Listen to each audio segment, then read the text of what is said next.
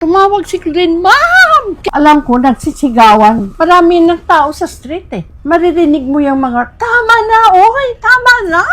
Wah, tulungan nyo ganun. Wala magawa. Ang nakita ko lang, hinahabol niya si Claudine. Parang daga yung anak ko. Running away from him, hinahabol niya. Tapos yung malapit na si Claudine, malapit sa door. Para siguro mag-escape, tatago doon. Naabutan niya, hinablot pa niya. Misigaw lahat ng sinasabi. Tama na! Uy, ano ba yan? Yung mga kapitbahay po, yung mga kasambahay. Sa labas na sa street. Sa labas na. Ito sa over, many people saw it. Daddy stopped the car. Kinuha niya ng telephone. Raymart! Kala ko baka mamatay si Daddy.